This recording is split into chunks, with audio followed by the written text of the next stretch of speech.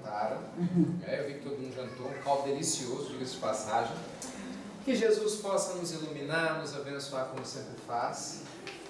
E que mais uma vez, todos nós possamos abrir a mente, o coração, para juntos, porque é juntos, nós vamos conversar.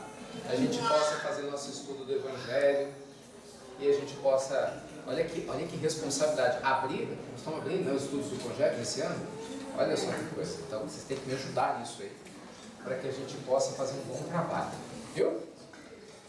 Gente, como eu combinei com os organizadores, qual que é a nossa ideia? A nossa ideia é que a gente faça uma abordagem inicial e logo em seguida, na segunda parte, eu vou abrir o espaço para que a gente converse. Então eu só peço assim, que vocês segurem um pouquinho as dúvidas, que assim que eu fechar a abordagem teórica do que a gente trouxer, entra a parte principal. Para mim a parte principal não é a palestra, é a nossa conversa, é a nossa troca, a nossa interação. Tá bom? Então guarda as perguntas aí que já nós vamos conversar bastante, certo?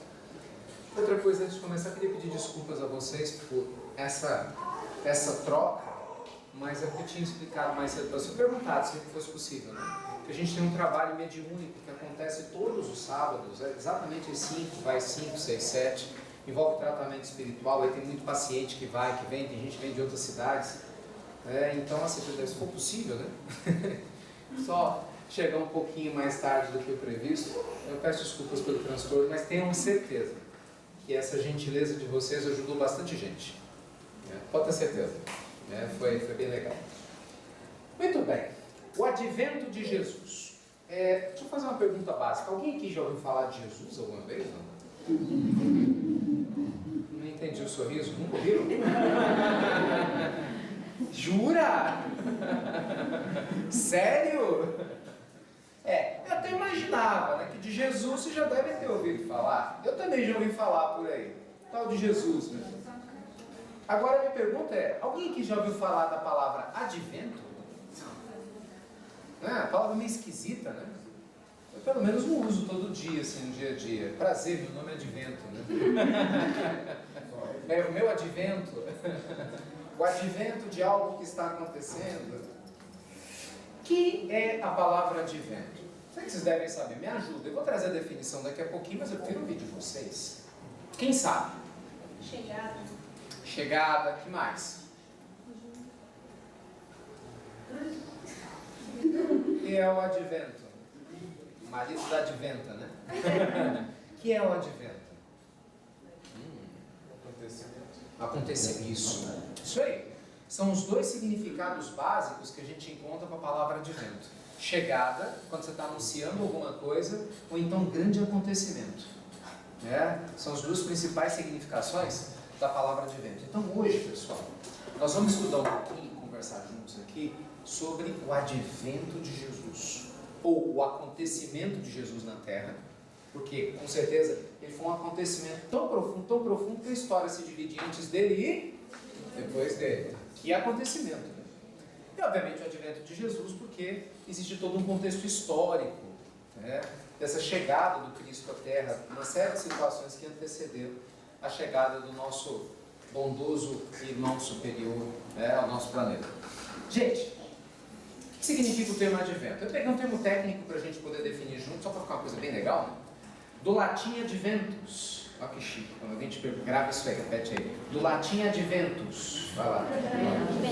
Adventus.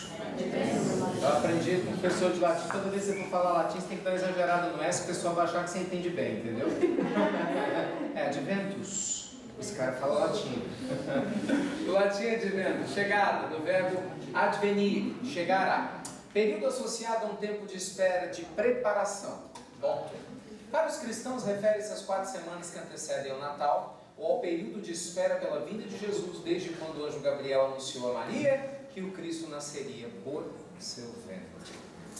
A palavra advento, gente, ela nos remete à ideia de que algo muito especial vai acontecer.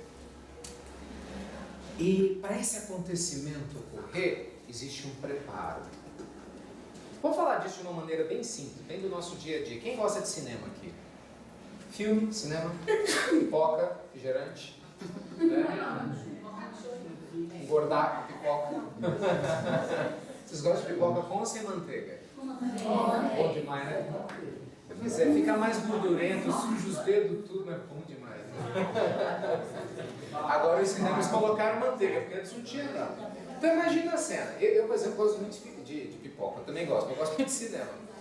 Eu não sei como é que funciona para vocês, eu me lembro, eu falo disso de verdade, né? Não é coisa de palestra, não é real. Quando na idade, né, da maioria de vocês, a minha recompensa que eu me dava por estudar muito era me levar ao cinema. Quer dizer, tudo bem, eu não sou assim, né, tão antigo, entendeu? Mas eu também não posso falar que eu nasci antes de ontem, né? Na minha época não tinha tanto cinema, eu sou da época de cinema de rua ainda. Eu quando assisti Matrix vi no cinema de rua, né, lá em Belo Horizonte, eu lembro disso até hoje, ainda peguei. Acho que ainda estou velho, já entendi. Mas enfim, isso não é o caso. O fato é que ir ao cinema era um acontecimento, né? Sabe aquela coisa do tipo, domingo que vem nós vamos ao cinema? Uau! Bem, hoje funciona mais ou menos assim. Só que muda, às vezes a gente vai à noite ao cinema, que bom. É a preparação, entendeu? Sabe aquela coisa gostosa, quando você tem uma festa que você quer muito ir participar? Ou então imagina, uma pessoa que você gosta muito, você ama muito, vai chegar. Já aconteceu? Sim, o Congebe, que é adventão, né? Aliás, eu acho que o pessoal do Congebe vive em advento, que é de ano em ano, né? Então termina um, já tem um advento, um desejo para o próximo ano, né? Aí na hora que chega o próximo, já está um advento para o próximo. Então todas as vezes que a gente realmente deseja muito alguma coisa, que você tem assim um período de preparo, a gente não faz de qualquer maneira. Você fala que você tem um advento. Quando a gente pensa, pessoal, no advento da vinda de Jesus, né, ao nosso planeta, a gente está falando de algo muito maior do que a gente possa supor. Né? A presença de Jesus entre nós, ela sempre existiu. Como ela é muito forte, marcante até hoje, nós vamos falar muito sobre isso. Mas do ponto de vista histórico, historiograficamente falando, esse período no qual Jesus vem até nós, aproximadamente 2014 anos atrás, por que eu estou falando aproximadamente? Porque existe uma pequena discussão histórica que Jesus não teria nascido no exato ano zero que a gente conta como marco, mas de 3 a 4 anos antes. Se isso realmente aconteceu, Jesus teria nascido 2018 anos atrás, fazendo uma conta mais ou menos. Mas é um detalhe histórico, não interfere em absolutamente nada, porque o que vale para nós é a essência, né, dos ensinamentos do Cristo. Só que a história espiritual, né, os bastidores espirituais da vinda de Jesus, são muito profundos. E por tudo que chega de informação para nós, com certeza não é milésimo que certamente aconteceu. Né? Para o Espírito da escola de Jesus vir à Terra, nós não temos a noção, acredite nisso, nós não temos a menor nem a pálida noção do que significa e do que ele precisou passar para ter condições de estar aqui na Terra de novo. O amor do Cristo por nós, ele vai muito além do que a gente possa imaginar. Quando a gente ouve falar no livro dos Espíritos, né, que Jesus é o nosso principal modelo e guia, e não é à toa porque ele é. Porque Jesus, sem dúvida alguma, ele personifica, né, a aspiração de perfeição que a gente pode ter um dia. E é para ele que nós estamos caminhando. Jesus é a nossa ponte que nos liga até Deus. É o exemplo mais perto de nós, mais próximo de nós. Mas você sabe qual que é o problema? E é disso que eu espero que a gente possa conversar. É que muita gente vê Jesus como um ilustre desconhecido. Sabe aquela coisa do tipo assim, a gente fala muito de Jesus, né? Vocês viram quando eu perguntei, já ouviram falar de Jesus? Claro, a gente sempre ouve falar de Jesus. Jesus é a palavra mais procurada no Google. Então você procura lá Jesus, Jesus, as pessoas ouvem falar de Jesus, Jesus, Jesus, Jesus, tá? Mas falar de Jesus é uma coisa, sentir Jesus é outra, é muito diferente. Né? Eu posso falar de um termo muitas vezes e ele por algum motivo ainda não sair do meu coração. Então a gente estuda Jesus, no meio espírita se tem muita informação sobre isso. Quem gosta de ler a Bíblia, vai ler lá o Novo Testamento, nós vamos encontrar nos Evangelhos Apócrifos, né, que são os oficiais, os canônicos, aceitos pela Igreja, muitas informações sobre Jesus. Nos Evangelhos Apócrifos, aqueles que estão fora, né, da essência da Igreja, mas não menos importantes do ponto de vista histórico, a gente também recebe muita informação sobre Jesus. Mas a pergunta é, quando é que a gente vai tirar Jesus daqui e trazer Jesus para cá. Daqui para cá. Vai pensando, onde você acha que Jesus está mais para você? Você acha que ele está aqui na cabeça ou ele já está no coração? Isso eu não sei, isso é uma coisa que você tem que pensar para você. Quando você vai pensando, vamos conversar um pouquinho sobre como é que era a Palestina na época em que Jesus veio. Aquela região que Jesus veio. Né? Bem, esse mapa, deixa eu sentar aqui para ficar melhor, vou mostrar para vocês. Esse mapinha, ele mostra, sei que não dá para todo mundo ver em detalhes, mas como que a Palestina era dividida à época da vinda de Jesus. Só para vocês terem ideia, gente, embora Palestina, esse termo seja muito conhecido, do ponto de vista histórico, ele curiosamente foi muito pouco usado. Hoje em dia a gente designa a Palestina uma pequena porção ao oeste do Rio Jordão, que seria uma parte do Estado de Israel. Mas os palestinos não aceitam que eles são israelenses, então eles se auto-intitulam palestinos, né? Mas é um pedacinho pequenininho de terra. E na época de Jesus, a região conhecida como Palestina era a região dos filisteus. Era uma região relativamente pequena, ela é um pouco maior do que é hoje, mas ainda assim era muito pequena. Então eu vou ler uns dados que eu trouxe para vocês aqui. É uma área de 20 mil quilômetros quadrados. Vocês acham que isso é grande? 420 vezes menor do Brasil. 420 vezes menor do que o Brasil. Você vê uma largura de 85 quilômetros. Gente, é muito pouco. Se você pegar o estado de Minas Gerais, né, você vê uma ponta a ponta, dá 12 horas para poder percorrer. Dá muito mais do que 85 quilômetros. As principais regiões da Palestina, independente, nós vamos entender o que é isso. A Galileia, onde os principais fatos do Evangelho se desenharam. A Samaria, de onde vinham os famosos samaritanos. Quem aqui já ouviu falar na parábola do samaritano? Lembra? Pois nós vamos entender o que isso quer dizer. E a Judéia, que é uma região muito importante, porque Jerusalém é a capital da Judéia. Não por acaso nós vamos entender que a Judéia foi o berço de um único apóstolo dos 12 que estava com Jesus. Alguém sabe qual deles? Judas. E para muitos historiadores, não foi por acaso a tendência de Judas de ceder às tentações impetuosas da sua alma, né? Porque a influência que ele recebeu da Judéia, ele era um homem culto, ele era um homem mais repleto de informações, muito ousado, típico dos habitantes da Judéia. Os galileus eram diferentes, eram homens mais pobres, mais simples, inclusive na profissão, na maneira da sua origem. Então os outros 11, eles eram galileus, só Judas vinha da Judéia. Mas é importante lembrar, porque foi na Judéia que Jesus foi preso. Bem, nós tínhamos outras regiões assim, que a gente ouve falar, apenas por curiosidade, embora para a nossa história não ocupasse tanto destaque assim, né? A Traconidite, Decápole, Pérea e Idumé. Então, a somatória dessas regiões todas, nós chamávamos de Palestina à época de Jesus. Eu já fiz aqui uma referência rápida a Galileia e a Judéia, lembrando que Jesus era galileu. Onde Jesus nasceu? Oi? Deixa eu beber água, por favor. Onde Jesus nasceu? Muito bem. Não foi Nazaré? O que aconteceu em Nazaré? O que Jesus tem a ver com Nazaré? O que ele fez lá? Nem no chutômetro não sai nada. Isso, Jesus morreu em Nazaré.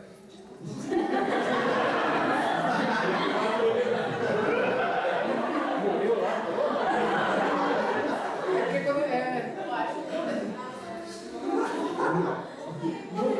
Porque ele morreu para a fase anterior lá, faz sentido. Então, esses acontecimentos principais aconteceram na Galileia. Aconteceram na Galileia. A Samaria, para nós, ela é interessante por um detalhe muito curioso, que a gente traz para os dias de hoje. Que esse símbolo, gente, ele é perfeito para as dificuldades que a gente ainda experimenta hoje no mundo, de preconceito. O que aconteceu? Sem entrar muito no campo da história judaica, mas as tribos de Israel, elas eram em número de 12. Eram 12 dissensões que seguiam a Torá, cada uma à sua maneira, cada uma à sua forma, e que, em tese, integravam o Estado de Israel, que era a terra prometida, a terra de Canaã. O problema é que cada uma dessas facções, elas tinham características muito próprias, e eles eram muito heterogêneos, muito heterogêneos.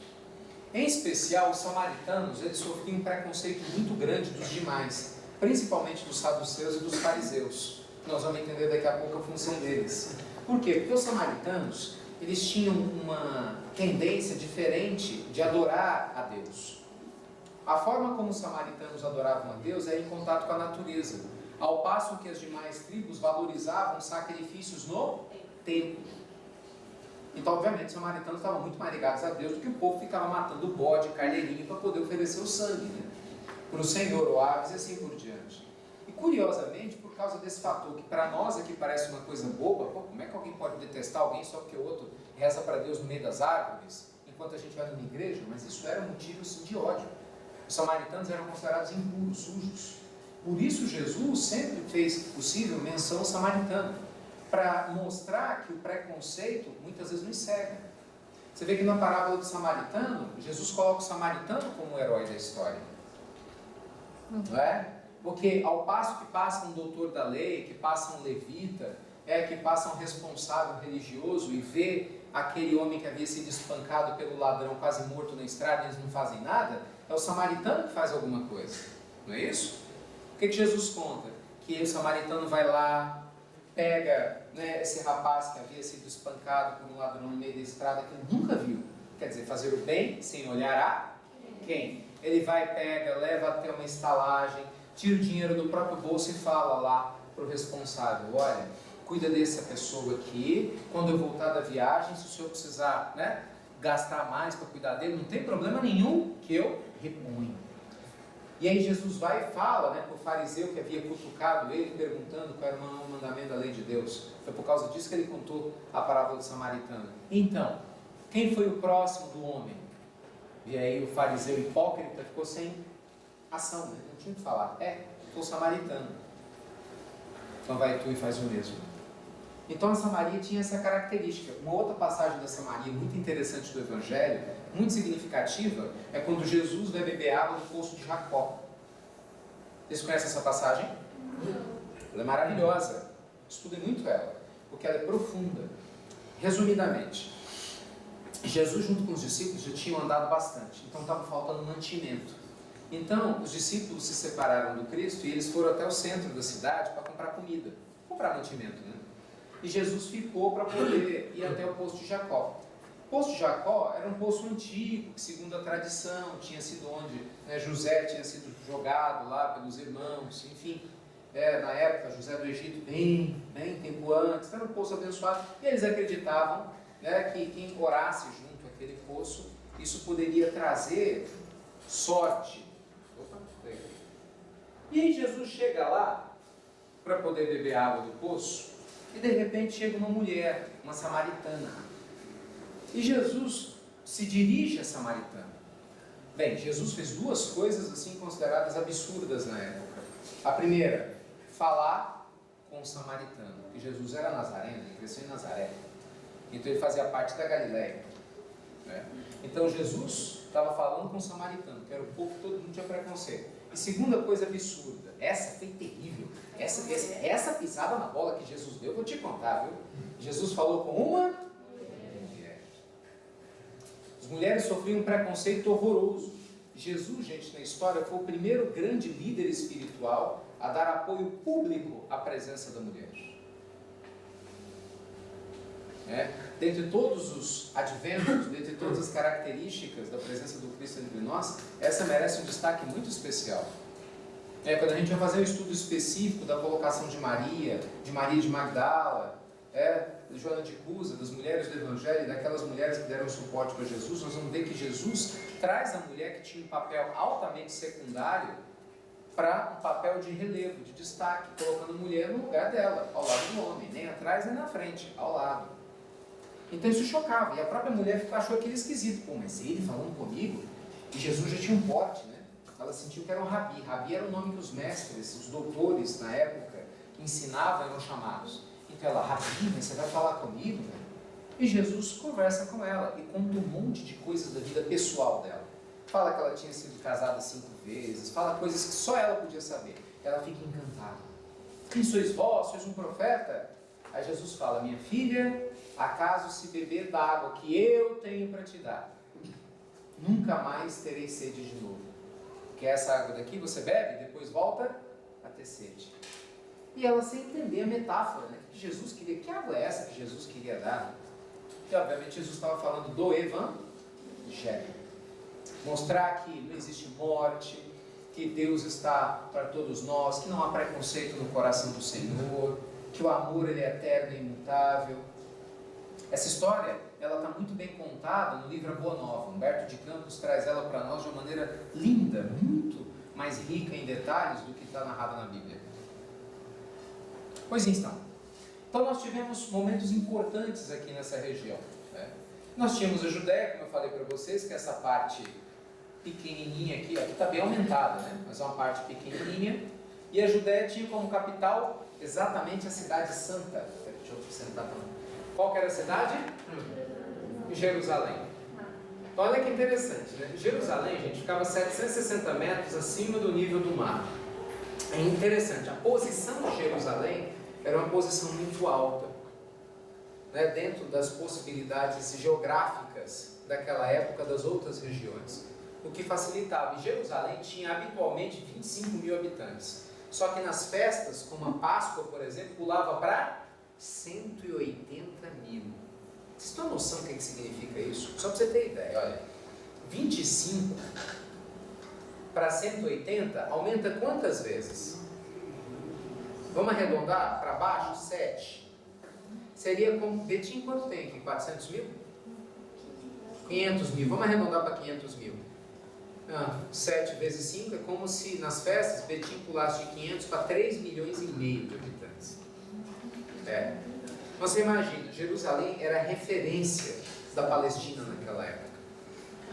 Por isso que Jesus ele entra na época da Páscoa, que era o momento em que as pessoas mais se concentravam. Por quê? Dentro da tradição dos judeus, a Páscoa era o momento de que todos iam ao templo.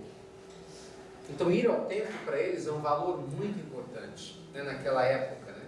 Muito importante. E isso dentro do contexto histórico às vezes passa batido para nós, mas isso é muito relevante, porque quando Jesus, infelizmente, ele é preso, capturado, e ele é crucificado na Páscoa, isso facilitou muito a propagação da notícia por todo o reino de Israel. Por quê? Porque tinham pessoas de todo o reino. Eles vão embora e saem contando as histórias de Jesus. Alguns não foram embora, né, no dia seguinte, eles ficaram mais um tempo, então ouviram falar do boato que Jesus havia ressuscitado.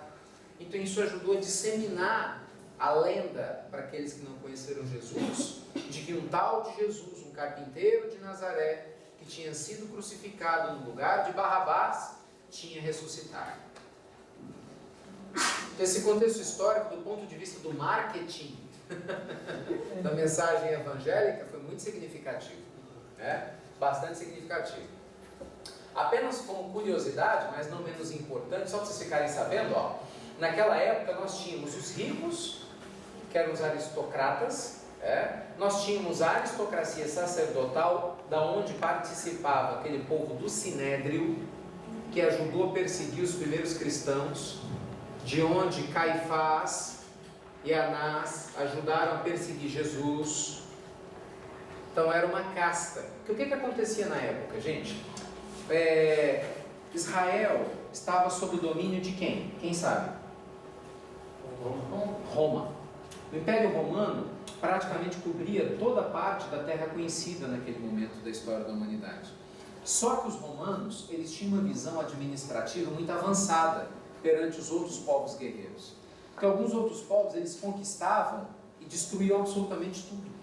Os romanos viram que eles estavam crescendo tanto e tanto, que eles não iam ter condições de poder administrar tudo só com romano. Foi o que eles fizeram.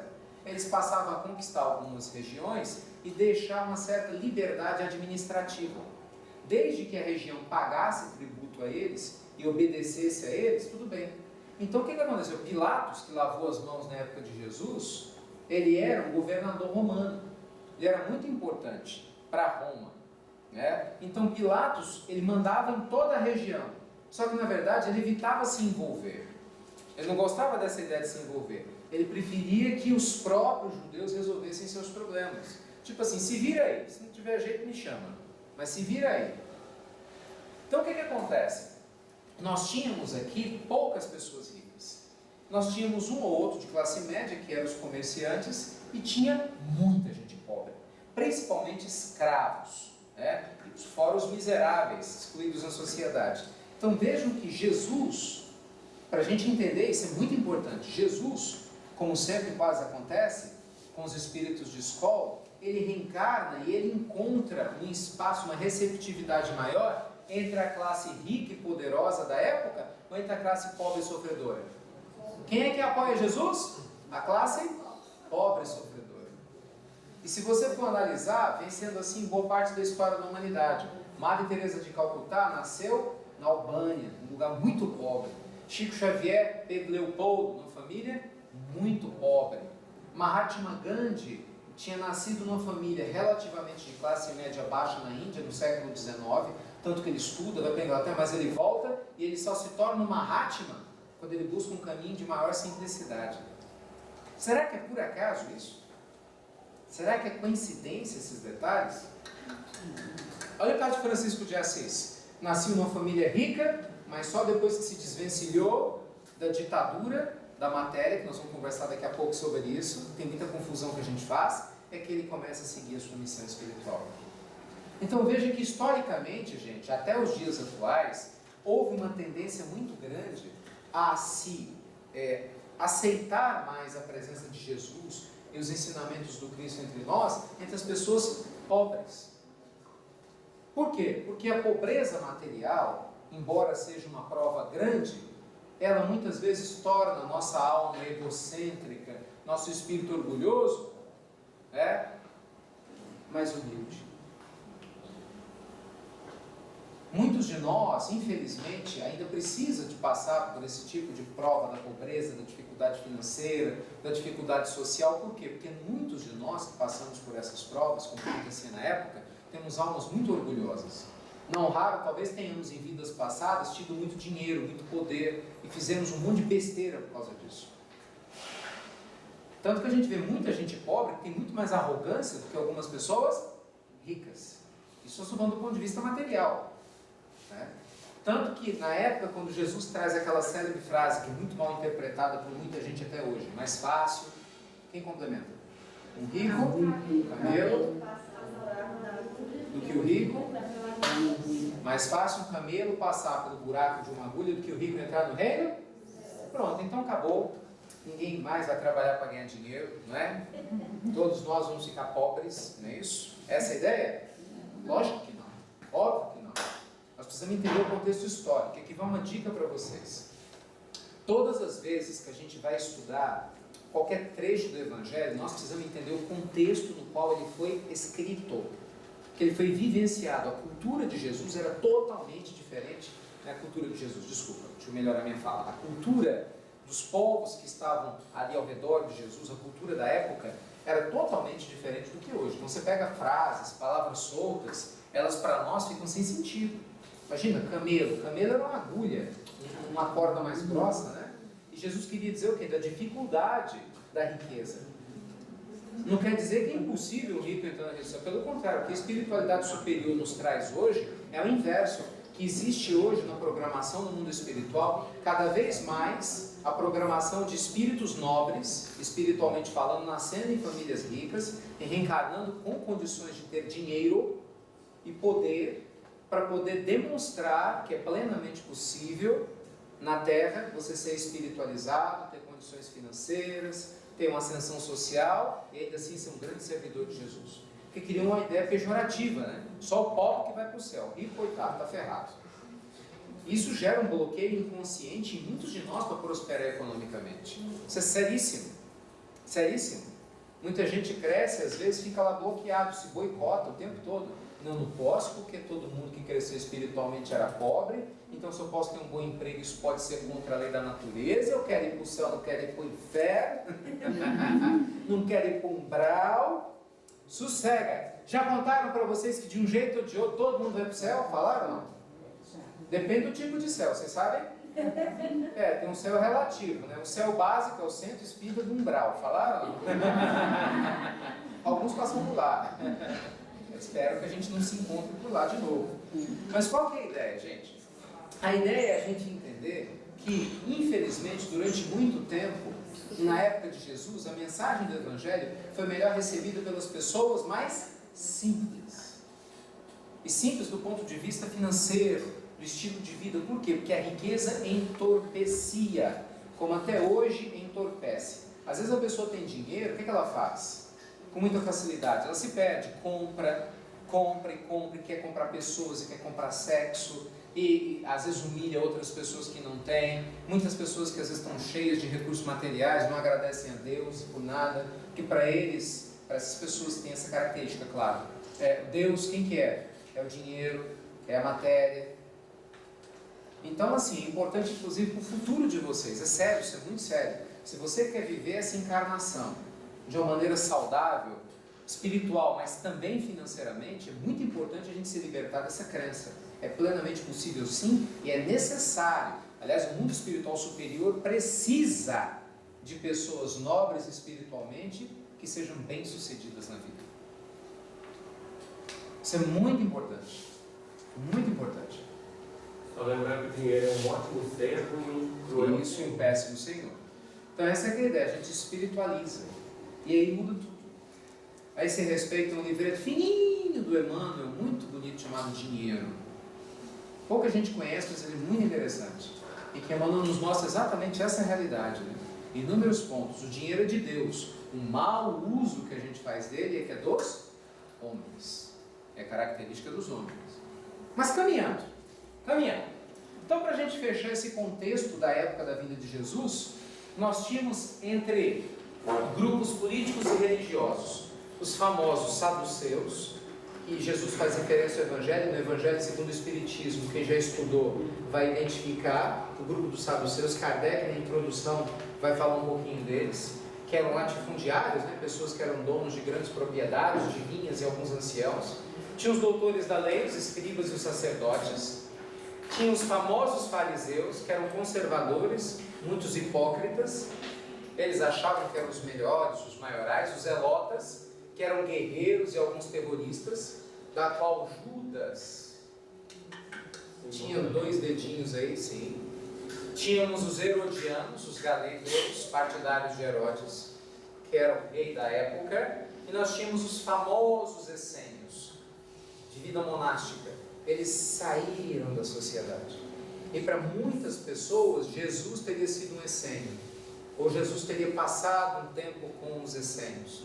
Na realidade das informações que nos chegam do mundo espiritual, os essênios nada mais eram do que muitos dos discípulos do Cristo que haviam reencarnado em vidas passadas, estavam progredindo espiritualmente, porque João Batista veio desse grupo dos essênios, de onde ele se preparou para ser o precursor. Então é natural essa confusão. Só que Jesus nunca precisou de passar pelos essênios, porque o Cristo já tinha perfeição absoluta para estar onde ele estava, né? Mas os essênios, eles tinham características bem diferentes dos demais. Eles já eram povos mais espiritualizados, respeitavam a natureza, respeitavam as outras pessoas, e tinham alguns votos característicos, né? Os de pobreza, em relação à vida sexual, à alimentação. Eles viviam uma vida muito própria, muito própria. Bem, foi nesse contexto todo que Jesus teve que vir à Terra. E agora que começa a nossa palestra. Agora que começa realmente aquilo que nos interessa para as nossas reflexões. A vinda de Jesus. Gente,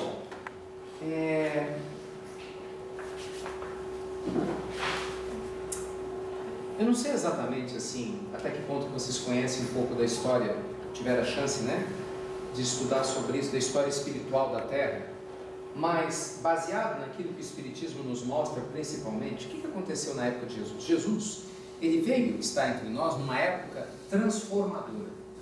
Jesus, ele é o governador geral da terra. Emmanuel, quando ele nos fala A Caminho da Luz, é uma obra histórica maravilhosa do ponto de vista espírita. Quem leu A Caminho da Luz aqui? É minoria, né? Posso dar uma sugestão despretensiosa? Leiam quanto antes. Se vocês realmente gostam do espiritismo e querem dizer que são espíritas, esse é um dos livros que é fundamental a gente ler para entender todo um processo. Ele é um livro crucial, né, da maravilhosa Lavra do Chico. Por quê? Porque em A Caminho da Luz, Emmanuel reconta a história da Terra, sob o ponto de vista espiritual. Desde o momento em que a Terra foi criada. Emmanuel vai lá atrás, numa época que a gente não tem a menor ideia de quanto seja, 4 bilhões e meio, 5 bilhões de anos atrás.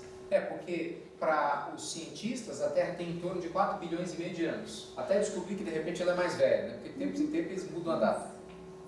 O fato é que daquela época, seja 4 bilhões, 15, 50, não importa, Jesus já era um espírito perfeito.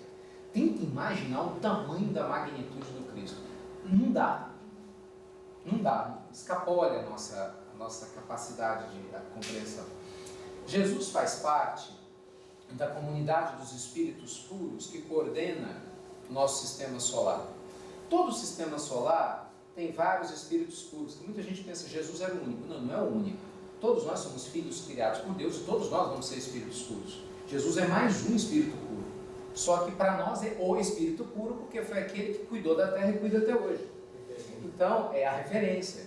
Então, Jesus ele teve a responsabilidade gigantesca de criar o planeta Terra, de cuidar do amadurecimento do planeta Terra, de observar as primeiras formas de vida no planeta Terra, até o momento que os seres humanos, os espíritos pudessem encarnar na forma humana, com consciência para trabalhar a sua consciência evolutiva até os dias atuais. Então Jesus literalmente ele zela por nós há muito tempo. Então quando Jesus ele vem há 14 anos, 18 anos atrás na Palestina, na realidade ele estava vindo porque fazia parte do processo evolutivo da Terra que Jesus viesse estar entre nós para dar um basta numa forma de viver e iniciar uma outra forma de viver. Aquilo que Emmanuel diz, né? A Terra estava no momento certo de amadurecimento espiritual, tinha que dar um salto grande. No linguajar atual a gente utilizaria a expressão salto quântico. Quando a gente lê o Evangelho, gente, segundo o Espiritismo, o que a gente aprende? Que a primeira grande revelação da lei de Deus, quem trouxe? Moisés, não é? Os 10 mandamentos, ele traz lá, que era a lei. A segunda grande revelação, quem trouxe? Jesus. Qual era ela? O amor. Isso mudou tudo, para que o Espiritismo viesse, né, e nos trouxesse essa concepção extraordinária. A presença de Jesus de nós mudou tudo. E é onde eu queria chegar com vocês. A gente fala muito de Jesus, mas às vezes a gente não entende o coração que significou Jesus para nós. Gente, você consegue entender que antes de Jesus vir à Terra, quando uma pessoa morria, o desespero era tamanho, porque cada um tinha suas crendices, mas não se tinha noção do que acontecia depois. Alguns acreditavam nos antepassados, outros que pudessem voltar, alguns não tinham nem noção se tinha vida após a morte. O mal era pago com mal. Né? Você bate aqui, né? Eu te dou aqui. Né? Eu bato na sua face, você bate na minha. Olho por olho, dente por dente. Quer dizer, como que a gente vai viver numa sociedade em paz, numa sociedade assim? Não tinha como. Então, quando Jesus ele vem, ele transforma isso. O exemplo de amor dele, de bondade, de perdão. Gente, olha que coisa, Jesus, ele abraça Maria de Magdala, que era uma prostituta arrependida da vida que havia tido, e nos mostra que a gente não tem o direito de julgar ninguém. Jesus, ele aceita, junto do colégio apostólico, homens que na época eram tidos de má vida. Levi, Mateus, né, que virou Mateus, que foi um dos evangelistas, era coletor de impostos. A história de Zaqueu, extraordinária. Já ouviram falar de Zaqueu? Já ouviram? Quem sabe quem é Zaqueu? Para nós uma figura importantíssima. Alguém chuta? Caiu de seminário? Também, é o que vai vir. Quem é Zaqueu? Sim. E quem Zaqueu se tornou?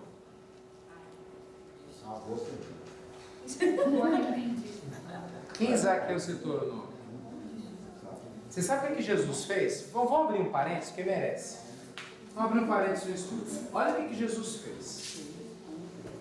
Jesus estava caminhando junto com uma multidão que vinha atrás.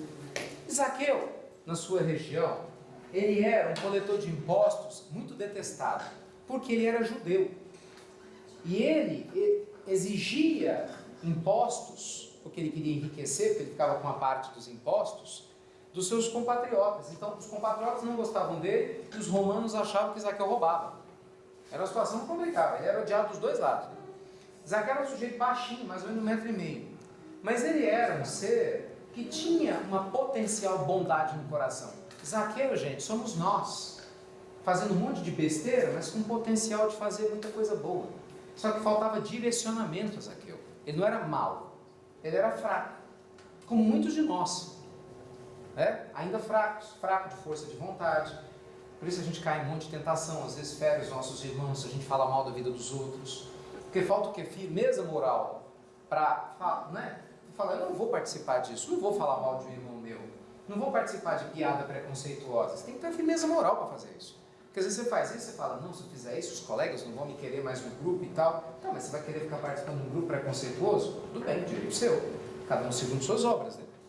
Então a gente erra muito mais pela fraqueza do que pela maldade. O que aconteceu? Jesus conhecia as intenções íntimas de Zaqueu. Quando ele está passando, Zaqueu queria tanto ver Jesus, mas tanto ver Jesus, que ele era baixinho. O que ele faz? Ele sobe numa árvore chamada sicômoro, que é uma árvore muito alta, típica daquela região da Palestina. Então, no que Zaqueu estava lá em cima, Jesus está passando, imagina, gente, a multidão. Jesus olha para cima, uma maior naturalidade, quer dizer, ele foi para ali, ele sabia que ele ia recrutar Zaqueu. E ele fala, desce aí. Depressa. Você vê, é uma colocação impositiva de Jesus.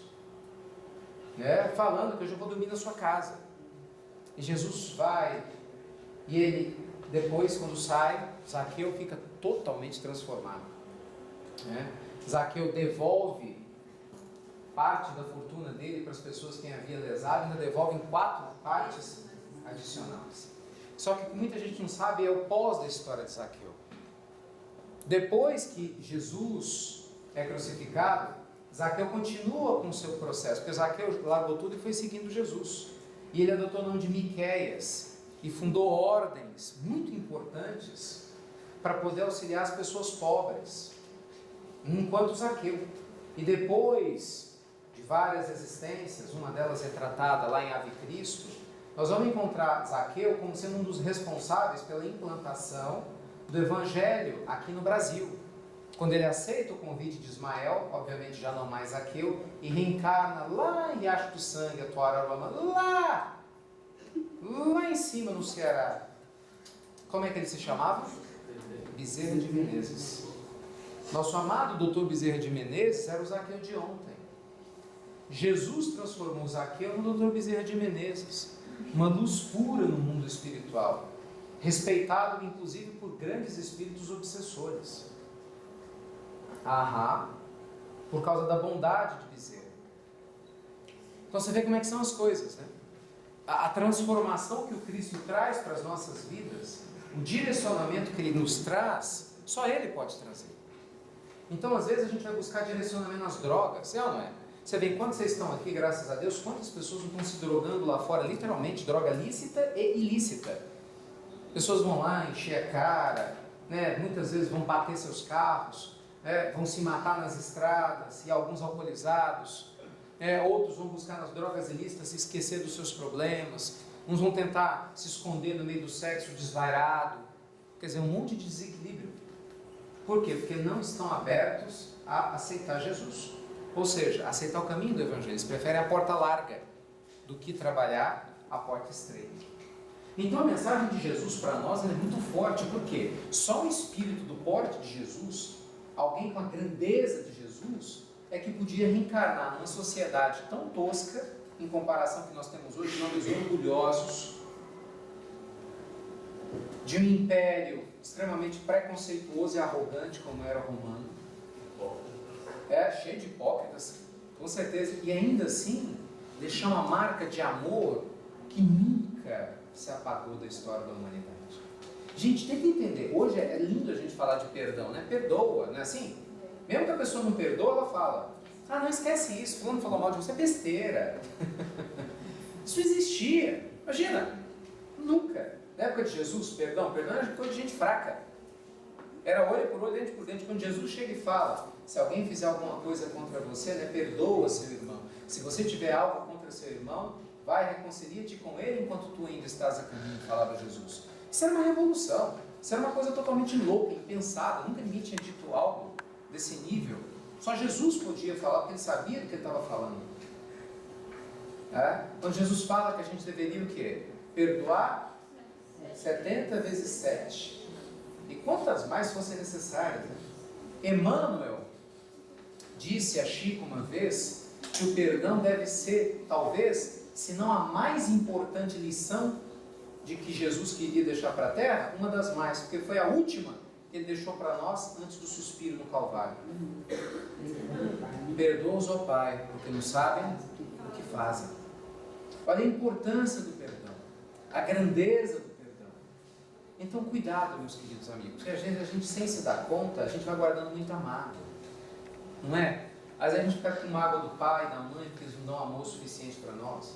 Às vezes você fica com raiva do seu irmão, sabe? Às vezes fica com raiva do namoradinho, da namoradinha, quando começa a ter, porque fulano me traiu, né? Beltrano fez assim, fez assado. Fica com raiva do outro, fulano foi falso comigo, não foi? A raiva, o ódio, a tristeza, o rancor são doenças graves da alma humana, mas são venenos terríveis. A gente fala, o sujeito que ele guarda mágoa, ele bebe veneno e quer que o outro morra. Não tem lógica. Quem vai se prejudicar somos nós. Então, assim, a gente precisa aprender a se libertar disso. Quantos adultos vivem doentes, são totalmente doentes da alma, literalmente falando, e depois adoecem no corpo? Porque já é comprovado cientificamente há muito tempo, pessoas que guardam mágoa durante muito tempo têm uma grande tendência a desenvolver câncer. Por quê? Uma curiosidade biológica: o equivalente físico da mágoa, ele aparece no nosso corpo através de grandes descargas de cortisol, né, que é um hormônio produzido pelas nossas glândulas suprarrenais, pelas adrenais, em situações de intenso estresse. E excesso de cortisol, em determinados contextos, pode facilitar a presença das neoplasias, que é o nome técnico do câncer. Aí as células começam a se multiplicar de uma maneira incessante, elas ficam loucas, elas perdem a lucidez. Olha que ponto que a mágoa nos leva. E que pior, a gente desencarna com mágoa, com raiva, e pronto, a gente vira o quê? Um obsessor. Quer se vingar. Olha como a mágoa é terrível. Olha por que Jesus quis tanto mostrar o perdão, porque o perdão liberta, a mágoa aprisiona. Muitos de vocês são jovens ainda e não vão passar por muita coisa nessa existência. Mas eu espero que parte dessas coisas sejam boas leituras.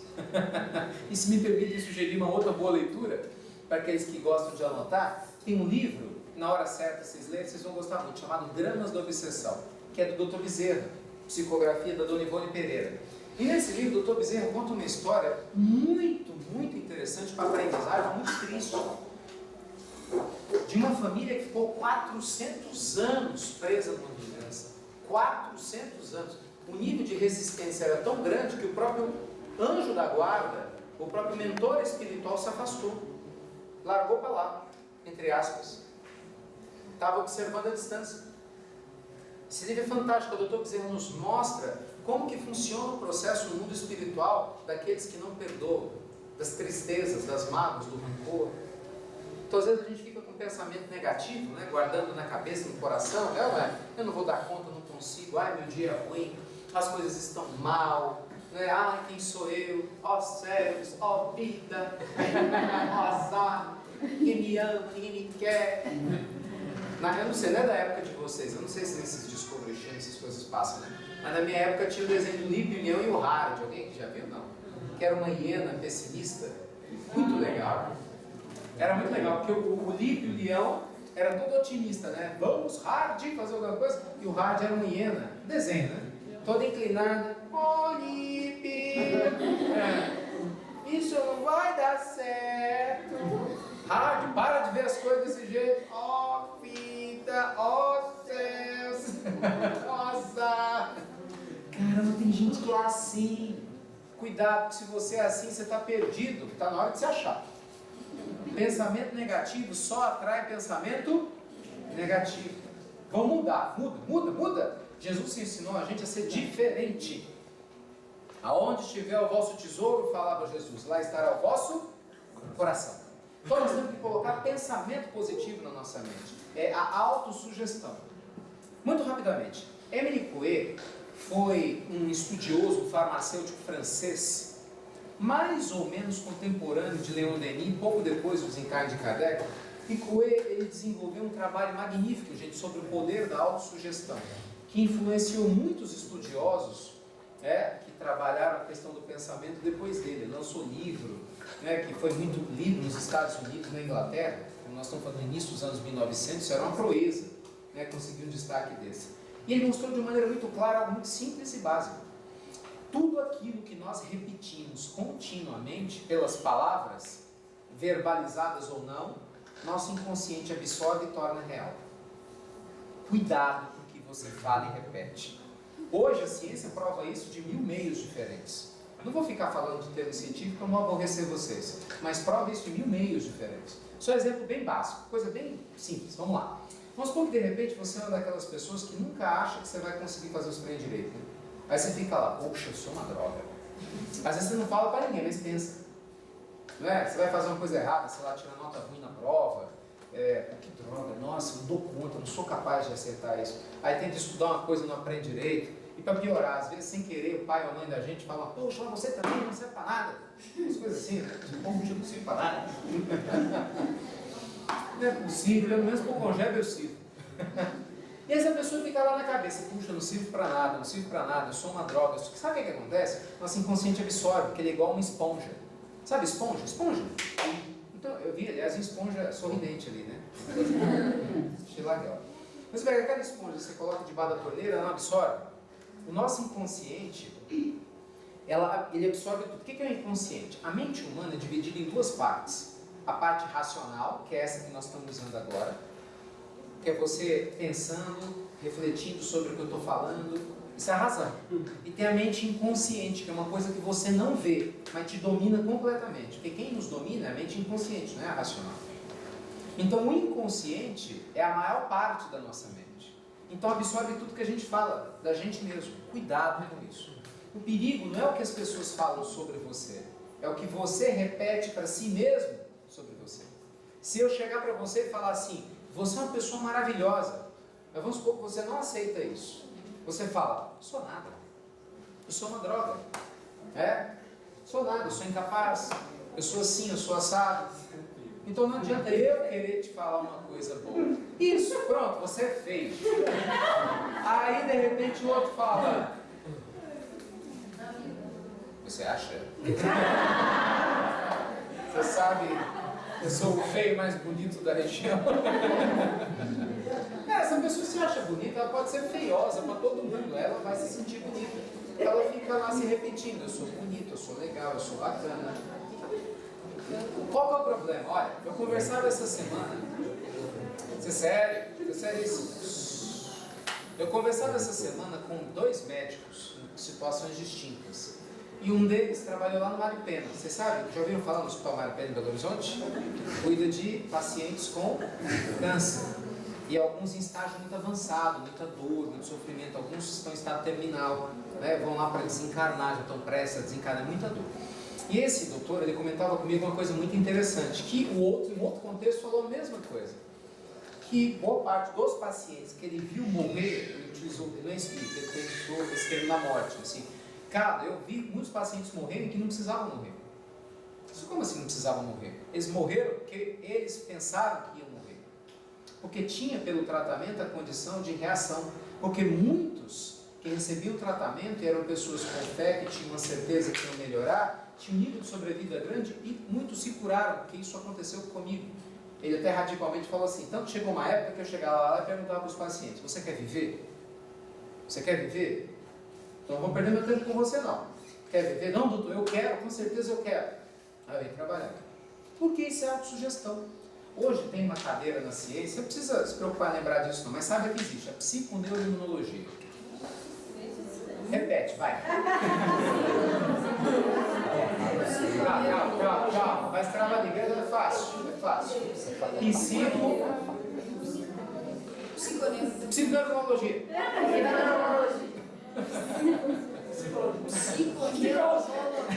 Imunologia. Olha o nome, ó. Psico, vem de psique, de mente. Neuro, sistema neurológico. Logia, estudo. É o estudo da relação da mente com o nosso sistema neurológico, nosso sistema nervoso. Na essência, o que a psiconeurologia mostra? O sistema imunológico, perdão. Que nosso sistema imunológico sofre com alteração direta do nosso estado emocional. Se você é uma pessoa otimista, deixa eu passar agora. Se você é uma pessoa otimista, alegre, para cima, você fica bem menos doente. Quando fica, melhora mais rápido. Mas se você é uma pessoa pessimista, vive com pensamento negativo para baixo, a chance de você ficar doente é muito maior. E quando adoece, demora mais a melhorar. E você vê, lógico, não deve ser o caso de vocês, mas tem tanto hipocondríaco por aí. Né?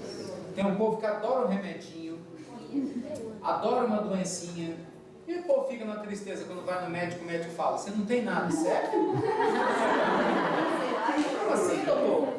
Nada? Nadinha? Eu fiquei numa fila enorme esperando para me falar que não tem nada. Cuidado com isso. Eu ia falar exatamente sobre isso, sobre a pessoa que eu consigo. Comprou remédio de dor de cabeça, do nada estou sentindo uma dor de cabeça horrorosa e não faço. Tá vendo? Você sabe que esse Émile Coué que eu citei, esse francês, ele é o precursor daquele efeito, não sei se vocês já ouviram falar, mas que é muito usado nesse exato. O efeito placebo. Ele era farmacêutico. Então, ele começou a fazer as observações com os pacientes dele. Ele via como muitos pacientes melhoravam quando ele não dava remédio, mas o paciente achava que estava tomando remédio. Não, ele tem uma lista, sério, ele tem uma lista de curas extraordinárias documentadas, de feridas a problemas graves da época dele, como tuberculose, que matava muito com autossugestão. Bem, enfim, por que eu toquei nesse assunto? Para a gente tomar cuidado com as coisas que a gente pensa e principalmente fala. E quem ensinou isso para nós? Jesus. Aonde estiver o vosso tesouro, lá vai estar o vosso coração. Bem, caminhando, eu quero conversar com você. Quero terminar minha parte para conversar com você. Outra questão que Jesus veio, que ele veio o quê? Amadurecimento da terra, dá um marco na lei do amor. Então, a partir de agora, vamos pensar positivo, vamos amar, vamos perdoar, vamos mudar essa história toda de raiva, de rancor. Mas tinha um outro ponto histórico que era importante. Jesus valorizava isso, porque ele mencionou isso, que foi cumprir as Escrituras. Havia muitas profecias que davam nota de Jesus e da sua vinda aqui. E ele veio cumprir as Escrituras, como ele mesmo fala. E foi nesse contexto todo que houve os precursores. O que é um precursor? Vocês estão bem, isso. Quem falou certinho? Que antecede. Quem falou? Isso mesmo, aquele que antecede, aquele que vem antes. Jesus teve alguns precursores muito importantes. O que é um precursor? Os espíritos nobres que pautaram o caminho para ele. Se a gente for pensar do ponto de vista histórico, numa visão mais ampla, nós temos que analisar, como Emmanuel nos traz, que os grandes precursores de Jesus começaram a vir 500, 600 anos antes. Furri na Índia, Krishna na Índia principalmente, Furri, Lao Tse na China, Confúcio também na China. Nós vamos encontrar Sócrates, Platão, em especial lá na Grécia. Todos esses foram precursores, por quê? Porque cada um, a seu tempo, disseminaram ideias que fortaleceriam a expansão do cristianismo depois. Então veja como o mundo espiritual não faz um planejamento da noite para o dia, de 10, 20 anos. O mundo espiritual faz um planejamento de 1.000, 2.000 anos, 100, 200 anos. Para vocês terem ideia, existe as notícias clássicas do mundo espiritual, que uma das reuniões que definiu os destinos do mundo, no mundo espiritual superior, aconteceu em 1800. Foi da onde partiu o pressuposto que Kardec reencarnaria em 1804, que Bezerra de Menezes viria lá na década de 20 reencarnar no Brasil, e muitos outros para dar sustentabilidade ao Evangelho. Então, constantemente, o mundo espiritual está fazendo planejamentos para o futuro. Ele sempre olha no futuro. Não tem dúvida que agora existe um planejamento para os próximos 200, 300, 400 anos na Terra. Tanto que, segundo consta, muitos amigos espirituais elevados hoje estão reencarnados nos 4 pontos do mundo. Porque as informações que chegam nosso planeta está passando para um plano muito importante. Saindo de qual plano dele que ele estava? Gente, meus meninos são bons mesmo, hein? Que legal. E está partindo para onde? Isso aí, é uma ponte, um degrauzinho, está subindo. Né? Então nós precisamos de gente que ame, não é? Nós precisamos de gente que tenha disposição, que saiba perdoar, que tenha coração bom, que dissemine o amor, que tenha energia boa, que vai tomar pancada, mas não vai desistir, vai persistir, para dar exemplo para nós, porque muitos de nós ainda somos preguiçosos, a gente só faz o bem quando alguém faz o bem para nós. A gente só ajuda quando é interesse nosso. Nós precisamos de gente que aprenda a amar por amar, a ajudar pelo prazer de ser bom, porque isso vai nos inspirar. E o mundo espiritual está enchendo de gente assim, enchendo a terra assim, porque chegou a hora, acabou, não tem mais conversa fiada, né? Os resistentes, os piruá não voltam mais para a terra. Já ouviram falar dos piruás? Vamos lá, familiarizar o termo. Quem é peruá? Isso mesmo, vem de bifoca. Isso. Então, quem que é o peruá espiritual? É aquele espírito duro, recalcitrante no mal, cabeça dura, que teve muitas chances e só faz bobagem, besteira. Tudo bem. Só que a diferença é essa: o milho de pipoca você pega o peruá e joga fora. Deus, obviamente, nunca vai jogar fora nenhum de seus filhos. Mas ele vai fazer o quê? Coloca numa classe inferior, naquele estado, para que ele possa evoluir. Porque não pode mais prejudicar os bons alunos que querem continuar crescendo. Então, enquanto muita gente boa está vindo para a Terra, reencarnando, os peruás já não voltam mais para a Terra. Vão para outro mundo que está sendo promovido a provas e expiações. Igual aconteceu com a gente há muito tempo atrás, com... Gente, olha, chique, com os capelinos. Exatamente. Então tem muitos amigos espirituais nobres vindo para cá, graças a Deus. Então fiquem certos. Aliás, vamos ser muito otimistas, quiçá muitos deles não estão aqui na minha frente. Lógico.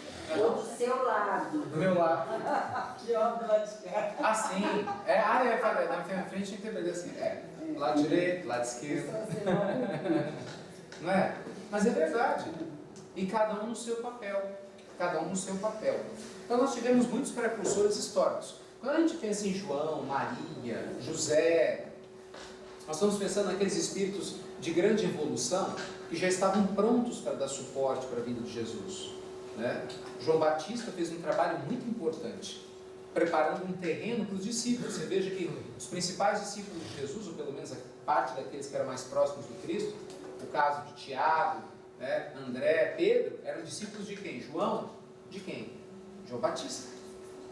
Batista cedeu os discípulos por Cristo. Falou, vão, sem constrangimento, ele é maior do que eu. Batista foi muito humilde, né? Porque ele batiza Jesus e fala, pronto, essa é a hora em que ele cresce e eu diminuo. E assim era necessária a reencarnação de Moisés, né, João Batista. Então, assim, nós tivemos Maria, esse espírito doce, abençoado, que abrigou Jesus. Gente, imagina só o tamanho da evolução espiritual de um espírito que abrigaria Jesus dentro de si. Uma situação nada fácil, nada simples. Mas tem todo um preparo, entende? Nós não estamos sozinhos. Existe? Você acha que você está sozinho? Deixa eu te contar uma coisa. Cada um de nós na Terra é ligado a uma colônia espiritual característica específica. Nenhum de nós está abandonado. Além da gente ter um amigo espiritual, e às vezes não um mais, que nos vela, nós temos um departamento no qual nós estamos diretamente ligados. Não sei se a cidade espiritual de um daqui é de Betim, se é de Belo Horizonte, se é de outro estado, onde é, mas você tá. Sabe? Você nunca ouviu falar? Não vou falar uma grande sarjeta espiritual? Não é? Está esnobando, o negócio é chique. Lá tudo cheio de highways, as vias grandes perongos. Olha que interessante. Eu só vou ler para vocês, só a título de curiosidade, rapidinho aqui, ó. Profecia sobre a vinda de Jesus, só para mostrar que desde séculos antes da vinda de Jesus, já se sabia que Jesus viria. Isso é muito importante para nós, que estamos estudando o Evangelho. Inclusive, gente, se vocês me permitem, é é importante você estudar isso por quê? Pelo decorrer da sua caminhada, você vai encontrar muitos irmãos nossos de outras religiões que têm posições contrárias ao Espiritismo, mas nunca estudaram o Espiritismo. Isso é muito interessante, né? Porque quando a gente encontra um companheiro que vem falar besteira do Espiritismo, isso que é importante a gente estudar. Eu falo, olha, eu me permito ter uma opinião sobre a sua religião, porque eu frequentei ela e conheço muito bem. Agora, como é que você pode falar da minha se você nunca leu nada do que eu li, se você não frequenta absolutamente nada do que eu frequento? História é essa. Então, é importante a gente entender o Antigo Testamento, conhecer todo o processo religioso das principais religiões, até para a gente poder ter um argumento, não porque a gente quer impor absolutamente nada, mas porque é importante a gente poder auxiliar nossos irmãos a entenderem também o benefício que a doutrina espírita traz. Lógico. Aqui, ó, rapidinho. Quanto ao nascimento de Jesus, ó, fala de Isaías, para muitos, o maior dos profetas pré-Jesus aqui, ó. Ele junto com Elias. Portanto, o Senhor mesmo vos dará um sinal. Eis que uma virgem conceberá e dará à luz a um filho, e será o seu nome Emanuel, quer dizer, Deus conosco. Isaías, capítulo 9, versículo 6. Porque um menino nos nasceu, um filho se nos deu, e o governo está sobre seus ombros, e o nome será Maravilhoso Conselheiro, Deus Forte, Pai Eterno, Príncipe da Paz. Está em Miqueias. Mas tu, Belém Efrata, posto que pequeno para estar entre os milhares de Judá, de ti que me sairá aquele que há de reinar em Israel, e cujas saídas são desde os tempos antigos, desde os dias da eternidade. Pai, Jesus nasceu em Belém. Por isso que eles estavam loucos esperando quem? Salvador. Por que os 3 reis magos foram até de Jesus? Porque eles conheciam as Escrituras. E pelos cálculos dele, era naquela época que Jesus ia nascer. Então, eles estavam querendo saber quem era, para poder honrar, né?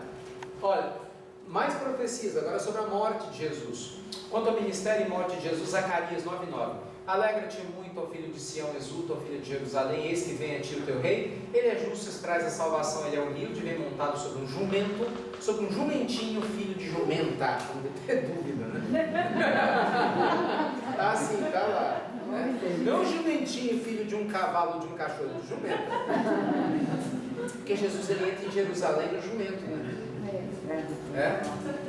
No Salmo, pois cães me rodeiam, um ajuntamento de malfeitores me cerca, transpassaram minhas mãos e os pés, posso contar todos os meus ossos, eles me olham e ficam a mirar-me, repartem entre si as minhas vestes, e sobre a minha túnica lançam sortes.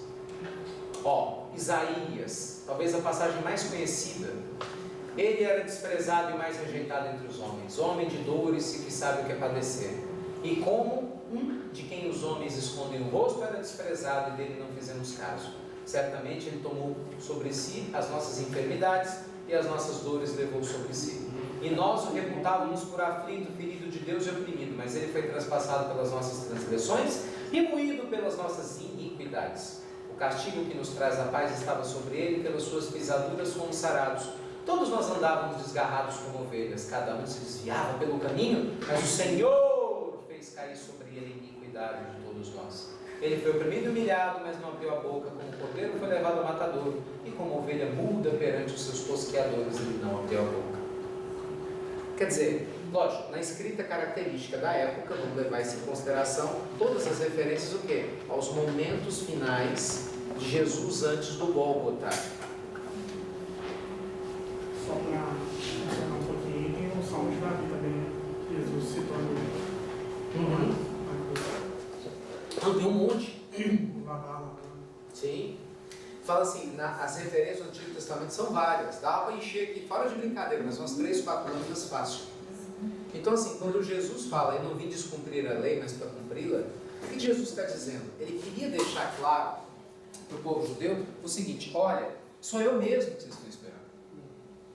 Só que eu não venho por mim, não dou notícia de mim mesmo, eu dou notícia e falo por meu Pai.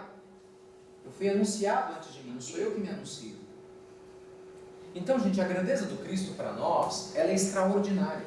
E quando o Espírito de verdade nos fala, lá nas perguntas 622, 24 e 25 do Livro dos Espíritos, que Jesus é nosso modelo e guia, que Jesus é o exemplo dos espíritos nobres que sistematicamente reencarnam na Terra para nos mostrar o caminho, nós temos em Jesus um amigo de todas as horas. Faça de Jesus o seu amigo. Sabe, faça de Jesus uma pessoa próxima. A gente precisa aprender a conversar com Jesus como um amigo, nosso irmão mais velho, que nos entende. Não é conversar com um ser distante. Ele não nos sente distante, só que a gente pode sentir distante. Então, por exemplo, daqui a pouco quando vocês forem dormir, não sei, na hora que vocês forem conversar, conversa falando assim, sabe? Jesus, meu chapa. Meu chegado amado. É sério, Senhor, me ajuda, homem. Abençoa o congélio, para que tudo dê certo, as pessoas aprendam bastante coisas, que a gente tenha dias maravilhosos. Me ajude a sentir o Senhor mais perto de mim. Na hora que eu tiver vontade de falar mal dos outros, me ajuda, para que eu não tenha mais essa vontade. Mas é verdade. Na hora que vier um pensamento negativo na minha cabeça, me ajuda. Ah, Jesus, eu confio em Ti. O Senhor não me ensinou que onde tivesse o meu tesouro ia estar meu coração, então meu tesouro está em Ti. Quero ter otimismo. Nos momentos de dificuldade, eu quero acreditar que tudo vai passar. Quero te pedir pelos meus pais. Pai desencarnou, então peça pelo pai e pela mãe que está desencarnado, que fique bem.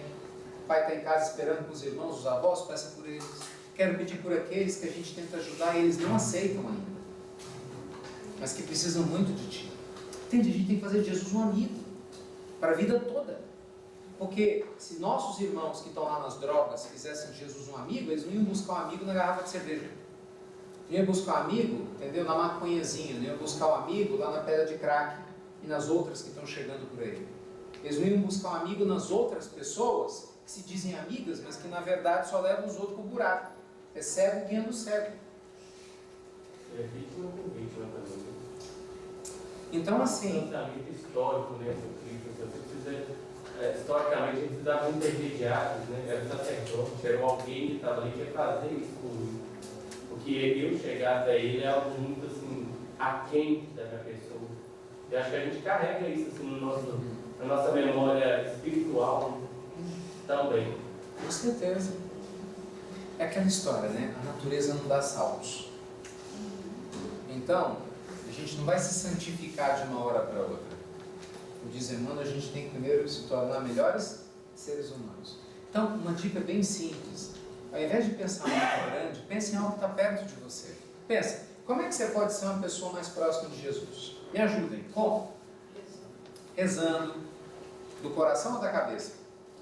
Do coração. Só repetir palavras soltas não significa. Que mais? Coisas bem práticas. Por exemplo, tratando bem os animais. É uma forma? Lógico, você consegue. É inconcebível uma pessoa que ame Jesus e vai maltratar um bicho. Já basta a gente comer a carne dos bichos, né? Então, a gente já vai maltratar? Não faz sentido.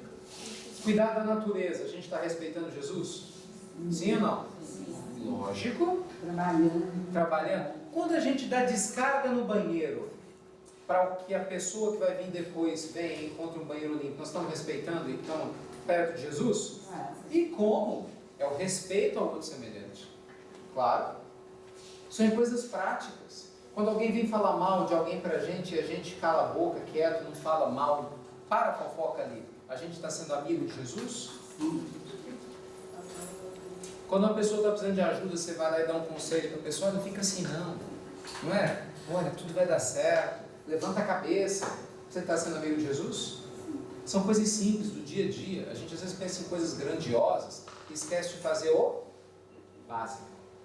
Aquilo que está perto da gente. Ter paciência, tolerância com familiares às vezes é difícil, né? Ter persistência para estudar, para aprender. É isso que a gente tem que ter em mente. Faz sentido, gente, para vocês? Faz? Embora sejam 9 e 10 da noite, ainda faz sentido? Vocês já ouviram falar de Jesus? Deixa eu fazer o teste. Já? Ai, ai. Qual que é a conclusão? Nós temos noção do poder do nome de Jesus, mas a gente precisa ter noção de viver Jesus. Do poder de dentro para fora. Eu tenho uma surpresa para vocês, bem legal, mas eu vou deixar para o final, daqui a pouquinho. Eu vou me silenciar agora para ouvir vocês, saber sua opinião. Eu sei que a maioria está cansadinha, a cabecinha está assim, com sono, eu entendo. Também estou cansado. Mas vamos aproveitar só mais uns minutinhos. Só mais uns minutinhos para a gente fechar com chave de ouro. Quem gostaria de falar? Vou colocar aqui no centro. Quem gostaria de fazer alguma pergunta, ou dar alguma opinião, fazer alguma colocação sobre o que a gente conversou? gostaria de perguntar com relação, por exemplo, ao sangue, porque os nossos irmãos de outras seitas, religiões e tal, é muito comum ser o termo o sangue de Jesus nossos pecados. Dentro desse contexto histórico, que me parece que são pessoas, encarnações dessas pessoas dessa tribo, né, que nos pedavam samaritano, que faziam esses sacrifícios, porque até se tem que o sangue é que lava o pecado, né, não é o espírito que se purifica, é o sangue que lava. Então, se você não faz, ele é impuro por quê? Porque ele faz esse tipo de sacrifício. Então, essa ideia de que o meu pecado está sendo lavado pelo outro, pelo Cristo, e eu. É interessante a gente parar para poder pensar nesse aspecto. Eu te agradeço pela pergunta, porque assim, a gente sabe, gente, que cada um dá notícia de si o dia todo, o tempo todo. Então, cada povo, cada época da humanidade tem a sua condição evolutiva. Indiscutivelmente, aquele momento histórico, por exemplo, em que Jesus estava, a maioria absoluta acreditava que sacrifício de animais honrava a Deus. Era uma crença comum. Tanto que eles criavam alguns animais, os melhores eram ofertados, não eram nem os piores. Exatamente, eram sacrifícios. Porque se acreditava que ao se sacrificar se honrava a Deus. Jesus veio mostrar que o maior sacrifício a Deus exatamente não era dos animais, não era da vida de outro, era sacrificar os nossos vícios, nossos defeitos. Eu sacrificar o meu orgulho, minha vaidade, minha preguiça, minha língua ferina, de ser falso, de falar mal dos outros, de falar coisas ruins. Agora é claro que, muito embora a gente esteja evoluindo, há grupos e grupos, né? Há percepções e percepções. E às vezes muitos irmãos nossos, nós não temos condição de afirmar quem eles foram, também isso não é tão importante talvez hoje, mas ainda tem crenças ligadas a essa linha, mas é uma questão de tempo, porque pela própria evolução da Terra isso deixa de existir. Porque hoje a gente vê que uma crença que foi gigantesca numa época, hoje ela é pequenininha. É como se fosse uma mancha enorme que diminuiu profundamente. Quer dizer, ainda existe no contexto, existe, mas muito reduzido. Muito reduzido.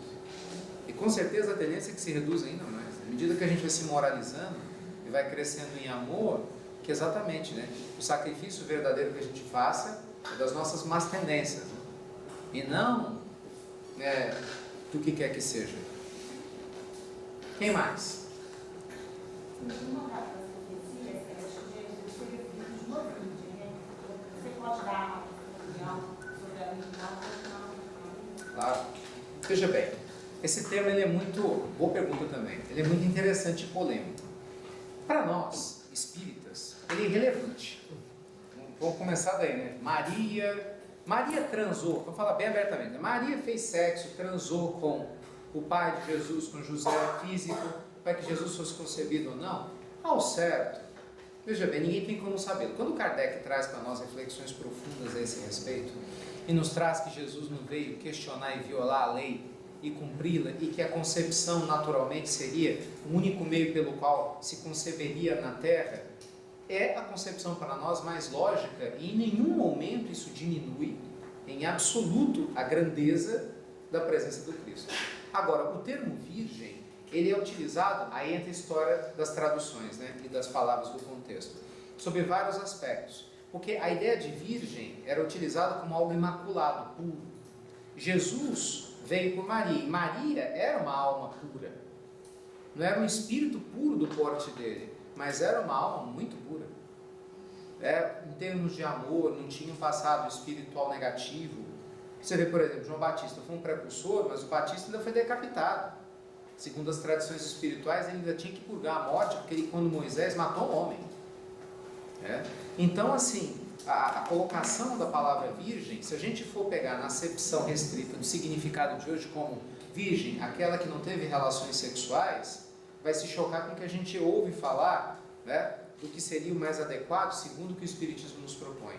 Mas quando você pega a acepção da época, o significado da época, como a história do camelo, do buraco da agulha, tem outra passagem que Jesus fala assim, que se você não odiar seu pai e a sua mãe, você não vai ser... Como assim odiar?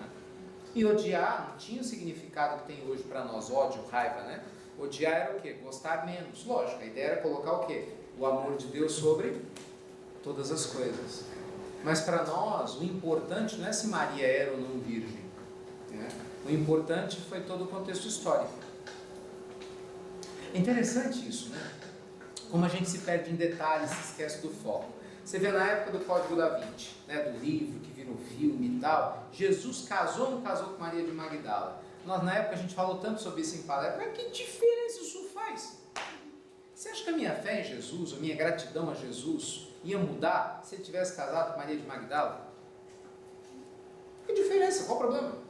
O doutor Bezerra de Menezes não casou 2 vezes, teve vários filhos? Qual o problema? A gente tem que parar com as frescuras que a gente tem, porque essa é que é a expressão, umas picuinhas tolas, né, de prestar atenção em coisas que não tem absolutamente relevância alguma e prestar atenção na essência. Por isso que a sua pergunta é muito boa, porque faz a gente refletir sobre isso, né? Quer dizer, a gente pega pontos, detalhes, e se esquece de ver o tudo, a grandeza do tudo, a obra do tudo.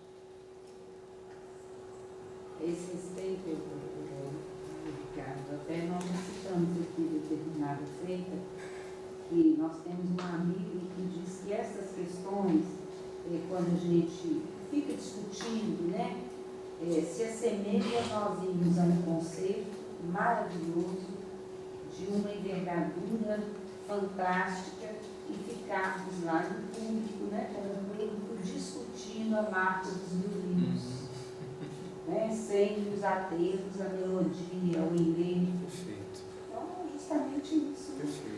E quem somos nós para decifrar ainda determinadas coisas, até no que diz respeito à ciência universal?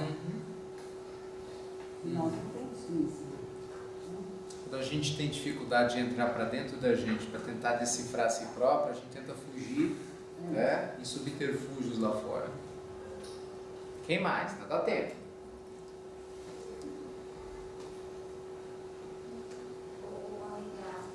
Eu estava assistindo uma palestra do Arthur esses dias, e aí ele fala justamente sobre isso. A questão da gente não se ater a esses pequenos detalhes, e sim a essência. Né? Porque, como o Evangelho foi escrito, ele foi escrito bem depois, né? Pelos evangelistas. E aí, naquela época, leva-se em consideração 2 coisas interessantes que ele colocou lá. Primeiro, o mundo em que eles viviam, né, era um mundo bem diferente do que o nosso. Né? Tanto em questão de época, quanto questão de costumes, quanto questão de região. Né? Que assim, a região em si era bem diferente de outras regiões lá perto. E a questão também de tradição. Né? Então, o que se tem hoje no Evangelho, algumas palavras que se tem no Evangelho, a gente tem que procurar saber que essência que é, que história que é que está atrás disso, igual você mesmo falou. E não levar ao pé da letra aquilo que está escrito. Né? Então, a gente tem que saber muito mais.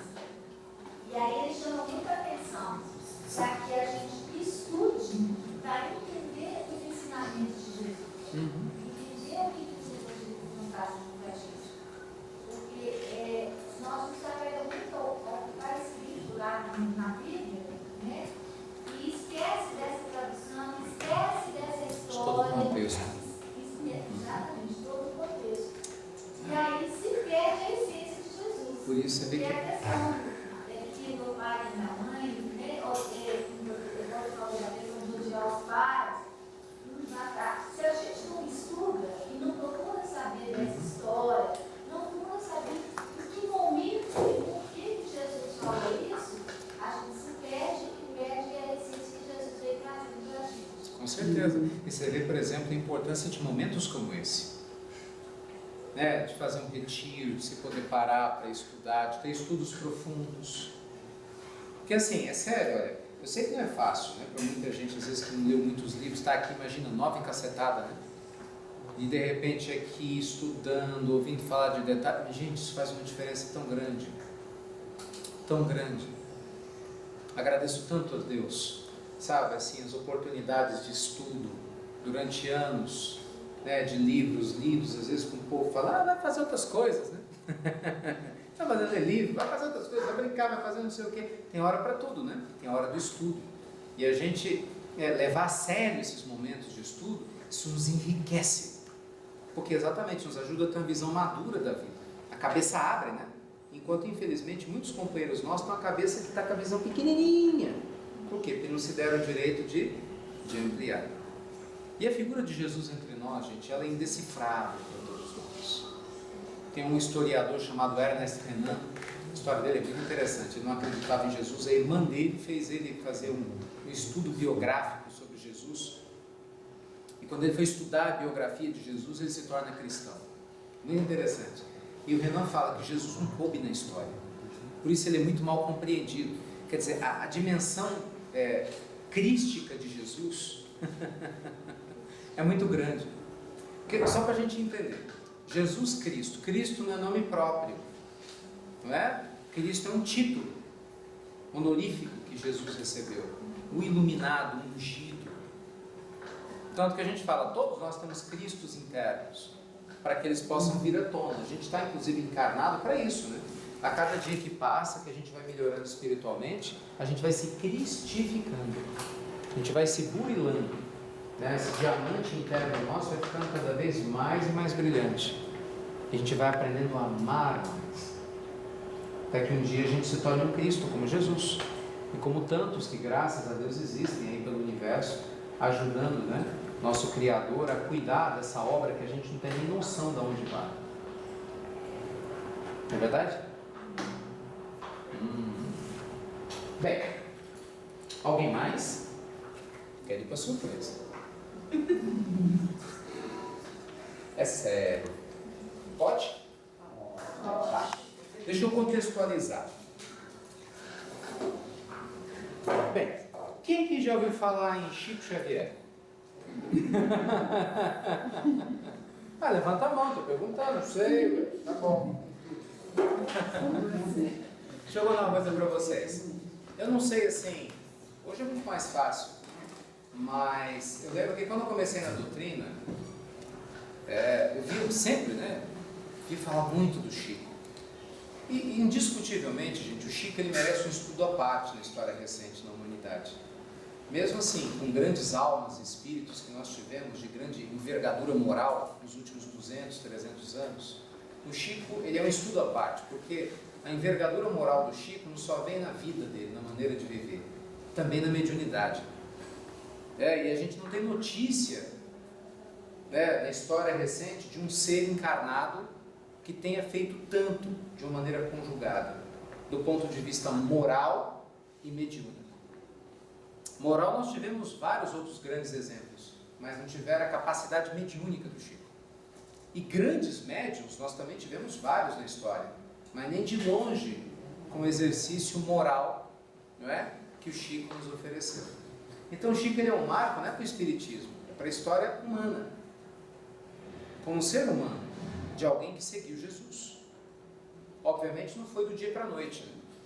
É uma preparação, como todos nós espíritos, vamos reencarnando, burilando. E o que eu queria trazer para vocês é uma pequena entrevista, um pequeno trecho de uma entrevista no original com o Chico. Porque assim, eu não sei se vocês já viram alguma coisa do Chico, vocês já viram alguma fala dele? Já ouviram? Porque muita gente nunca viu, né? Mesmo com o YouTube, no YouTube tem muita coisa legal, que é onde está lá, foi de onde eu tirei esse trechinho do vídeo, muita gente ainda não viu. E assim, eu tive um único contato físico com o Chico. E te asseguro, foi sem sombra de dúvida nenhuma a experiência energética mais marcante dessa minha existência. Eu ouvia falar, para vocês terem ideia, eu morava em São Paulo, nessa época, eu tinha 13 anos quando eu fui na Casa Espírita a primeira vez. Que, nossa, que quando você chegava perto, a 100 metros da casa do Chico, tinha um cheiro de rosas enorme. E eu acho, será? Eu estava naquela época das luzes, será? Eu ainda ficava, será que reencarnação existe? Quanto mais isso, né? E o tempo passou. E acabou que a vida foi muito generosa comigo e eu tive a oportunidade de fazer uma visita, né? A casa onde o Chico atendia, via aquelas caravanas gigantescas, e o contato com ele foi muito, muito rápido, porque ele já estava muito velhinho, ao quebrado, foi 2 anos antes dele desencarnar. Em 2000, ele desencarnou em 2002, né? Mas me chamou a atenção profunda aquela energia extraordinária. Extraordinária. A capacidade de amor, assim, era uma coisa ímpar, iluminada. Então, para a gente que estuda doutrina, para a gente que tem dificuldade de trabalhar a nossa questão moral, as nossas persistências, é sempre, se vocês me permitem um conselho, muito motivador ouvir o Chico falar. O Chico sempre foi muito jovial, alegre. Eu, um tempo atrás, tive a oportunidade de viajar com a doutora Marlene Nobre para participar de um evento, e aí eu enchi ela de pergunta, né? Virei menino. Ela é ótima. E ela conviveu muitos anos na casa do Chico, com uma amiga íntima do Chico. Na verdade, o marido dela, o Freitas Nobre, um deputado, né? Ele era muito amigo do Chico. Então, eles viviam junto com o Chico.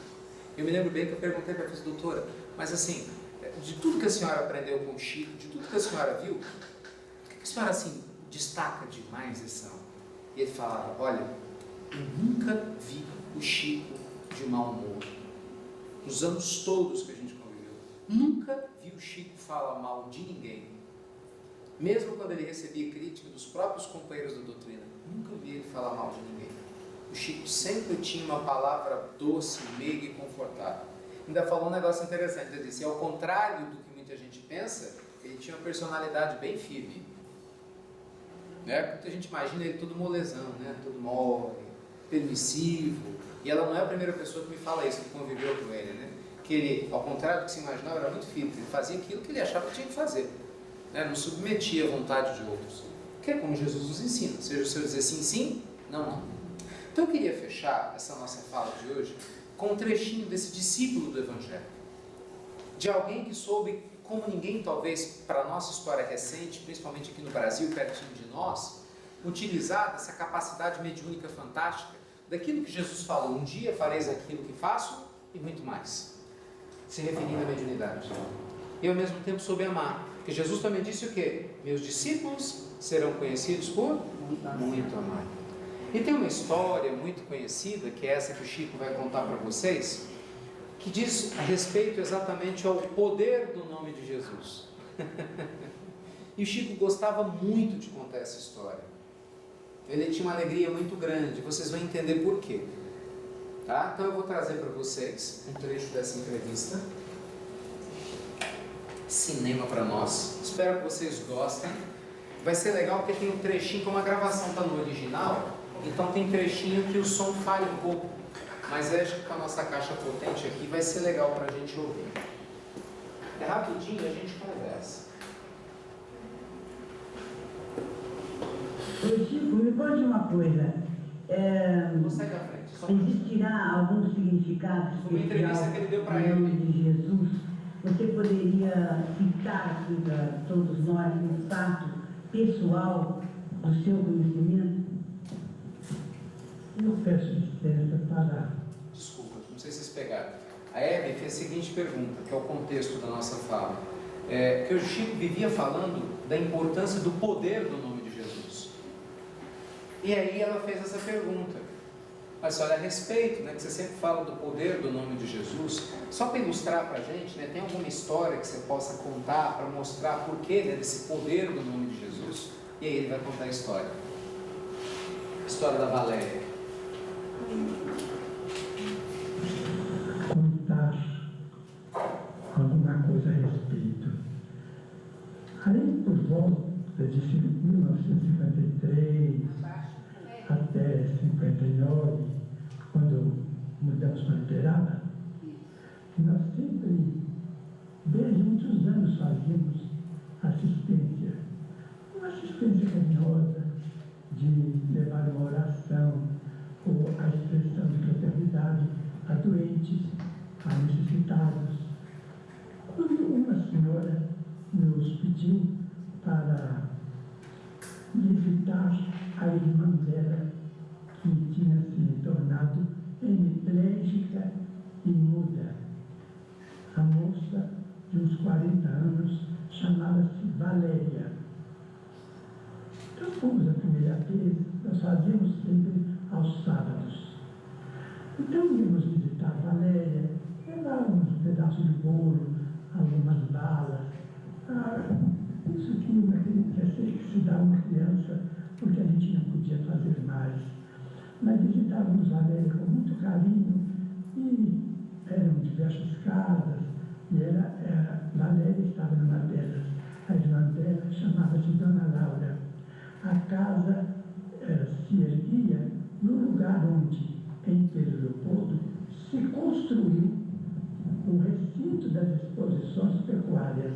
Eu estou explicando porque alguém na minha cidade poderá perguntar onde estava esta casa. Estava no lugar onde está hoje o recinto das exposições pecuárias. Então visitávamos todos os sábados. Durante uns 6 anos visitávamos Valéria e levávamos uma prece.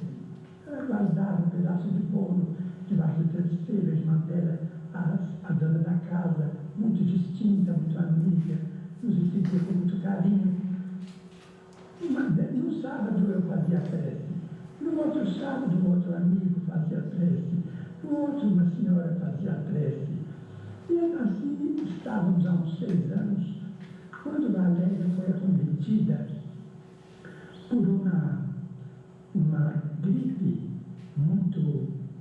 uma gripe pneumônica muito séria, e Dona Laura chamou o médico avisou que ela estava às portas de uma pneumonia, e a pneumonia se manifestou. A pneumonia se manifestou e nós chegamos no sábado, ela estava muito abatida, e toda vez que nós íamos, eu falava: Valéria, agora você fala Deus. Ela lutava muito para falar, porque ela entendia tudo, mas não conseguia. Eu falava: fala assim, Jesus, Valéria.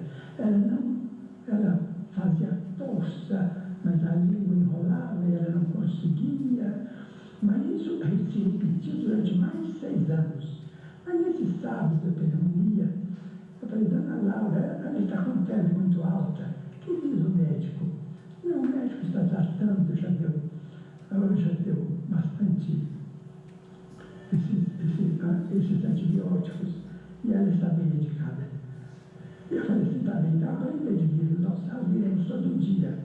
Vimos todo dia, mas ela sempre piorando. Então no sábado, no último sábado, depois que fizemos a prece, eu falei: Valéria, fala Jesus, fala Deus. Mas não falava. Eu falei: Valéria, Jesus andou no mundo, curou tanta gente, tantos iam buscá-lo nas estradas, na casa onde ele permanecia, e pedia a ele a graça da melhora da cura, e foram curados. Lembra de Jesus andando, e você caminhando, embora você não esteja caminhando há tantos anos. Lembra de você caminhando e chegando aos pés dele, dizendo: Jesus! Ai, Jesus! Aí ela falou: Jesus! Jesus! Eu falei: meu Deus, que alegria! Valéria falou o nome de Jesus. E que coisa maravilhosa! Dona Laura, vem cá para a senhora. Mas os anos rolaram. Os anos passaram. Eu mudei para Uberaba. Em 76, eu fui vítima de um infarte. Que me levou, o médico então me hospitalizou em casa. Disse assim: não, você pode conturbar o ambiente do hospital com visitas, é melhor você ficar hospitalizado em casa. A porta do quarto fica lá, com acesso apenas a essa senhora que é enfermeira. É uma senhora que está conosco, de nome Dona Dinorá Fabiano. Então, Dona Dinorá entrava, era a única pessoa que entrava, porque eu ficava 20 dias mais ou menos imóvel. E eu fiquei, mas isso não impedia que os espíritos me visitassem. Então, muitos amigos desencarnados, Pedro Leopoldo, de Uberaba, entravam à tarde ou à noite, entravam e eu conversava em voz alta. Eu falei: Dona Dinorá, quando a senhora me encontrar falando sozinho, a senhora não se impressione, eu estou conversando com alguém.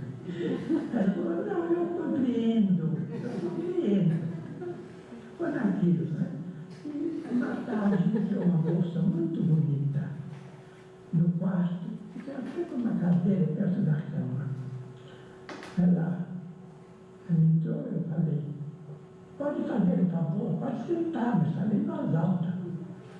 Ela falou, se você não está me conhecendo, eu falei, olha, a senhora vai me perdoar, eu tenho andado doente com problema circulatório e eu estou com a memória estragada, eu não estou me lembrando, mas era uma desculpa. Então ela falou assim, mas nós somos amigos, eu quero tão bem a você, uma moça morena, muito bonita. Aí eu falei, olha, eu não posso, assim de momento, fazer muito esforço de memória, porque o médico me recomendou repouso mental. Ela falou assim, não, eu não vou dizer, eu quero ver se você lembra. Eu falei, se eu sou sua amizade, uma das suas amizades, de Pedro Leopoldo. Eu falei assim, então a senhora pode falar. Se a senhora falar Maria ou Alice, eu conheço tantas. Então falo o sobrenome da família. Pela família eu vou saber. Ela falou assim, não, eu não vou falar. Eu vou falar um número só. Quando eu falar, você vai lembrar quem é que eu sou. Eu falei, então a senhora faz um favor. Fala o nome que a senhora quer falar. Ela falou assim, Jesus.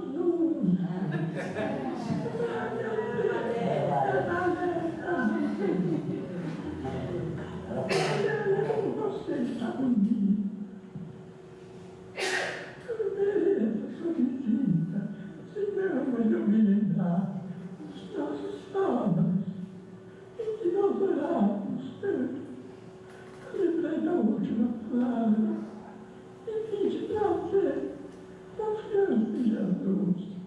Pôs a mão no meu peito e a dor desapareceu. Então isso para mim, eu acho que o nome de Jesus é tão grande que é enorme os nossos obstáculos olhando. Eu estou com uma angina, ficou como sendo uma herança mental. Mas uma angina muito bem controlada. Eu sigo as instruções médicas, as instruções dos amigos espirituais, me abstenho de tudo aquilo que eu não posso usufruir, de modo que eu, graças a Deus, estou, vamos dizer, eu estou doente, mas estou são. Se alguém puder compreender. Merece.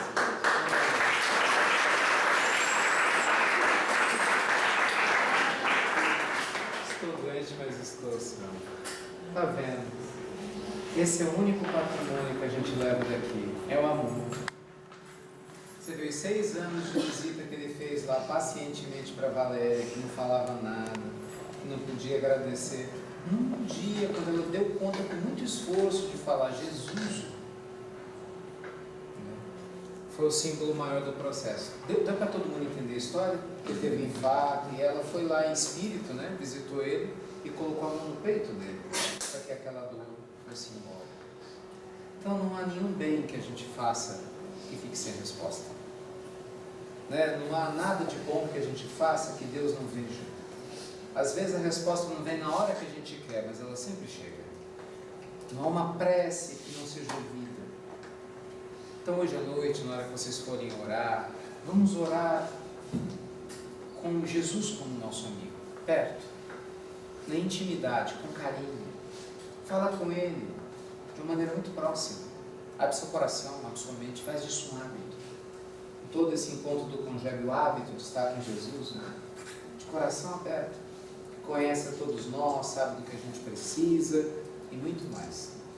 Da minha parte, meu agradecimento a todos vocês mais uma vez e mais um ano, agradecendo pelo convite, pelo carinho de vocês, né, pela persistência até essa hora, e que realmente vocês possam ter um encontro abençoado, iluminado, extraordinariamente iluminado. Né? Jesus para todo mundo.